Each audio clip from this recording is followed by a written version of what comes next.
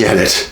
Early sobriety is a big deal. There's no humor in it. There's no humor in a guy losing his job or a gal losing her husband or, losing their children. There's no humor in it. There really isn't. And I understand why people in recovery are so serious. I understand it. For myself, I was the poster boy for no humor in my life, no joy in my life, nothing, just serious. Let's get to the core of the issue. Let's work the program. Let's do everything we can to make ourselves better. But I forgot to do something in the process. What really upset me when I continued on my road to recovery, there was no joy or happiness. And I'm not talking about joy or happiness, somebody telling a joke. I mean, just with myself. I was like the person joy forgot about. For me, joy and humor and fun in the world were just below sadness, depression, and resentment. Somewhere below there was joy. And if I had one of those going on, the ones above, I could never be happy with myself. You can't have the yin without the yang. You can't have the sun without the clouds. You can't have that. You can't. And I see it a lot around. People walking around with long faces, the clown with the frown, right? They're walking around like, there's lots of people I know that I don't even know if I've heard them laugh in 10 years. And I've known them for that long. I don't know. But there is fun in sobriety. There has to be. Because what's the use? What's the use if we stay serious all the time? If we stay hard on ourselves all the time? If we can't see the fun and joy in recovery, what's the reward? Just being serious all the time? And don't get me wrong. I understand. If you want to stay in your guilt and your victim mode and your shame mode, like I did for many, many years, that's okay too. You're allowed to do that just like I was allowed to do that. But I went through 2 marriages in recovery. I had kids that never talked to me. I have 2 ex-wives that think I'm a psychopath because, something? I think I was a bit of a psychopath. I shouldn't say psychopath. That's too heavy of a word. Let's just say insanity was still lurking around me, okay? And I was sad, and I tried everything I could to be a better person in recovery. I really did. And I still do to this day. Don't get me wrong. I took everything, seriously. I went to therapists. I went to program. I went to 12-step groups. You name it, I would have jumped on my head just to get rid of me sort of thing. Get rid of this thing that was haunting me. There was no joy in my life. I remember one time, 15 years of sobriety, I'm chasing a guy down the road out of my house with one of those little tiny, novelty baseball bats. I'll get you, you son of a bitch. Anger was like a cardio test. It was crazy. It was crazy sobriety. Then I'd walk into 12-step rooms. How's it going? Oh, it's going fine. It's going fine. So I understand it. What happened to me that made me change my mind? Well, my second marriage, I did everything I could to make the other individual happy. I was a great people pleaser. Well, people pleasers are just really king manipulators. Just for, if you're a people pleaser, you're probably a manipulator. Just to let you in on that, because I know I was. Kissing people's ass and getting them to persuade them over to like you is a form of manipulation. There's no doubt about it. And I was 48. I'm 64 now when that all happened. And my world crushed, and I worked on everything so hard prior to that. Like I was the poster boy for recovery. But there was no joy. There was no fun in my recovery. And I said to myself, Terry G, from now on, you're going to start having fun in your life. That's what I did. Because I believe if you have no joy, if you have no fun, if you have no happiness or no humor in your life, what is it all about? What is recovery all about? What is it about? Torture? Get off the cross. We need the wood. We have to have it all in our lives. We have to have it all. I heard it once said, they talked about gratitude. And the guy asked him, what does gratitude mean to you? And the guy said, gratitude is everything. And I believe this. And he goes, what do you mean it's everything? Everything in your life to be grateful for. You know, if I came up with cancer and they gave me 3 days to live or 3 months to live, and they said, you know, and you know, if somebody said that to me, I would be grateful for my problems because at least I was alive to have them. And that's what it meant to me.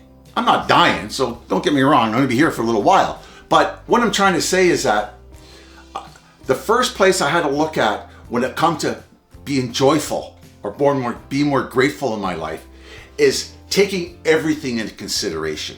The crazy childhood, the cops that beat the shit out of me, the teachers, all that crazy insanity behavior that was so-called negative behavior, I had to be grateful for because that was a part of my story. That's a part of my life. I have to accept that. And that's what I started to do. Accept the things that I was not able to accept and be grateful for them because it made me who I am today. I think I'm a pretty good guy. I don't know about you, but I think I am. I think I turned out okay. But I had to accept the good, the bad, and the ugly in my life. The whole thing, be grateful for. And when I did that, I started to loosen up. Say, yeah, I'm not so bad. I'm grateful for that. That, you know, how can I be such a good person now? Or maybe, maybe not such a good person to some people, but anyways, be a good person or be a happy person if I can't accept myself as a whole. If there's pieces of me that I still cannot handle or accept, part of my past that I can't handle and accept. So I had to do that. I had to get grateful for my life.